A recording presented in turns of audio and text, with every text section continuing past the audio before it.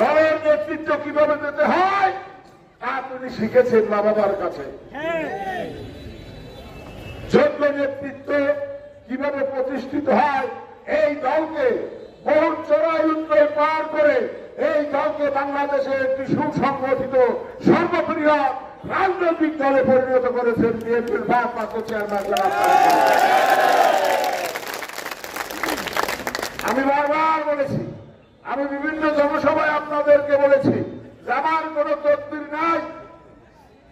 ভট্টারিয়ার মানুষ যদি আমার বহিষ্কারাদেশ প্রত্যাহার চায় তাহলে অবশ্যই আমাদের ভারপ্রাপ্ত চেয়ারম্যান মহোদয় আমার বহিষ্কারাদেশ প্রত্যাহার করে নেবে।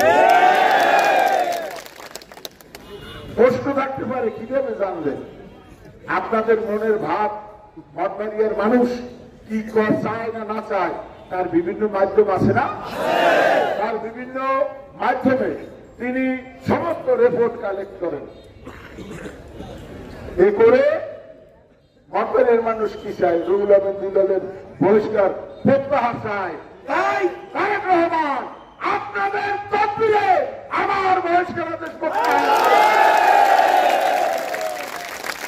বন্ধুগণ, ভট্টারিয়ার মানুষ যদি চায় আগামী জাতীয় সংসদ নির্বাচনে রুহুল আমিন দুলাল তাদের শীষ মার্কা নিয়ে ভট্টারিয়া থেকে নির্বাচন করুক। যদি ভট্টারিয়ার মানুষ চায় দেশ নায়ক বিএনপির ভারপ্রাপ্ত চেয়ারম্যান তারেক রহমান আমাকে এই নমিনেশন দেবেন।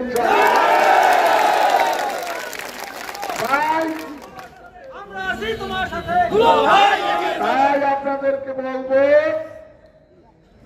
আমরা কেউ বিশৃঙ্খলা করতে পারি না, করবো না। আমাদের কঠিন পরীক্ষা আগামী ফেব্রুয়ারি মাসে। কেউ শৃঙ্খলপানা করা যাবে না, কোন চাঁদাবাজি করা যাবে না, শালীর বাণিজ্য করা যাবে না, কাউরের জমি কেনা যাবে না।